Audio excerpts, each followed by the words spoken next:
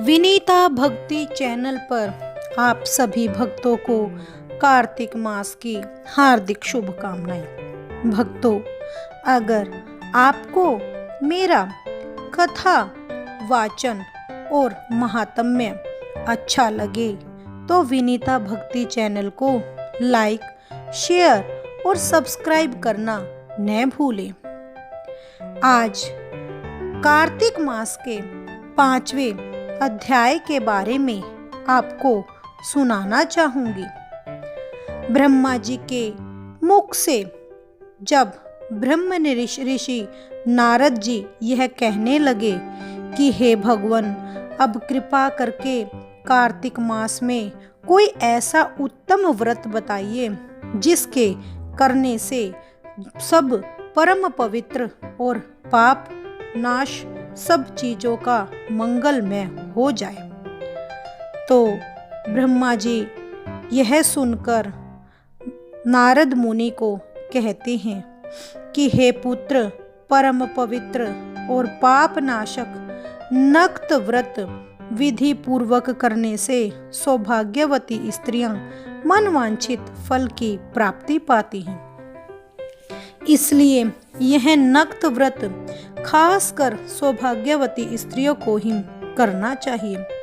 इस पर श्री नारद जी ने पूछा कि हे तात, इस व्रत की क्या विधि है और यह कब किया जाता है?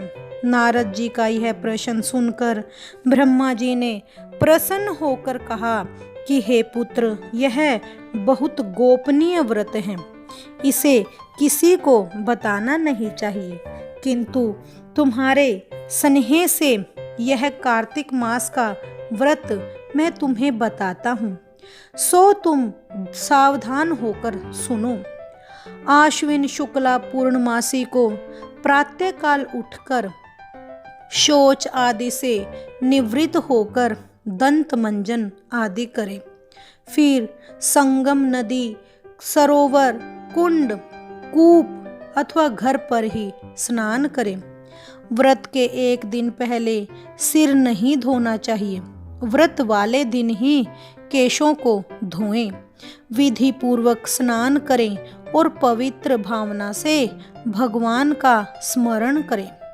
व्रत का संकल्प इस प्रकार लें कि हे जगत के रचयिता और कर्ता ब्रह्मा जी, विष्णु जी, आप कृपा करके मेरे पति देव की रक्षा और मेरी संतान की वृद्धि कीजिए। और फिर सूर्य जाप करके सूर्य को नतमस्तक प्रणाम करें। उस दिन सुंदर वस्त्र आभूषण धारण करें। दिन में भोजन आदि बिल्कुल नहीं खाना चाहिए और न ही जलपान करना चाहिए, अर्थात पूरा दिन भूखा रहे और भजन कीर्तन में समय व्यतीत करें।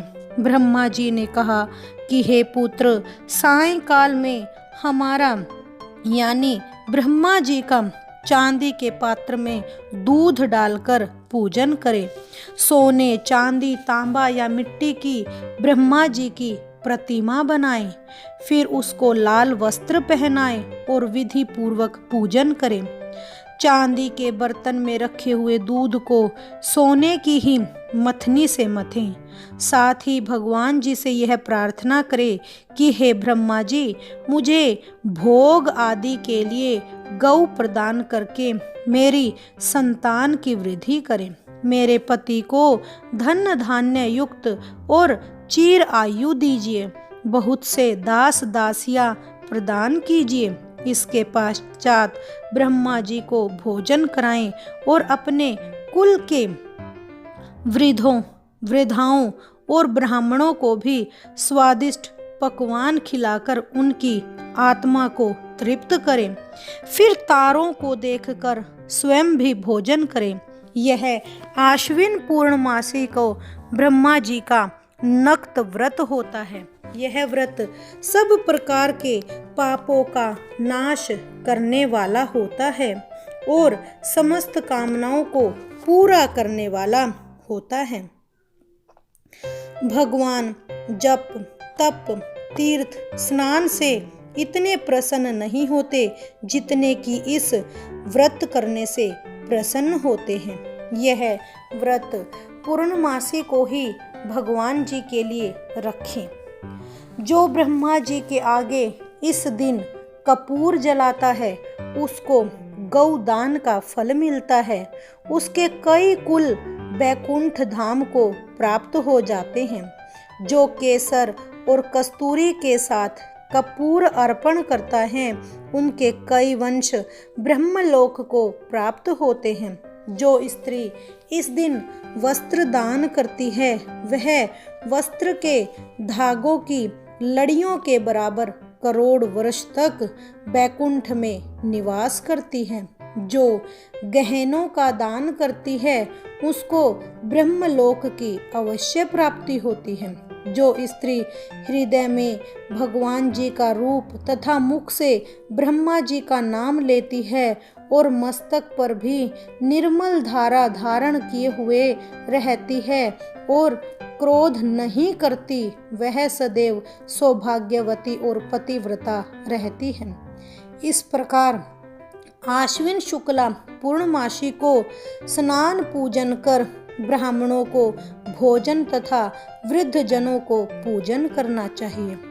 सायंकाल ब्रह्मा जी का पूजन करके प्रार्थना करें कि हे ब्रह्म विधाता, यह व्रत मैंने आपके निमित्त ही किया है, अतः इसमें किसी प्रकार की अगर कोई कमी हो तो उसको आप स्वयं ही पूरी कर देना। हे नारद जी, जो कोई इस कथा को पढ़ते हैं सुनते हैं उनको अश्वमेघ यज्ञ का फल प्राप्त होता है। इतना कहकर ब्रह्मा जी ने कहा कि हे नारद वत्स, मनुष्यों के कल्याण के लिए और सौभाग्यवती स्त्रियों को अपने पति की दीर्घ आयु के लिए और संतान में वृद्धि के लिए यह कार्तिक शुक्ला पक्ष का पूर्णमासी व्रत अवश्य करना चाहिए, परंतु यह गोपनीय रखें, इसे किसी के सामने न बताएं। अतः यह सौभाग्यवती स्त्रियों को अवश्य करना चाहिए। ओम नमो भगवते वासुदेवाय नमः। ओम श्री नारायणाय नमः।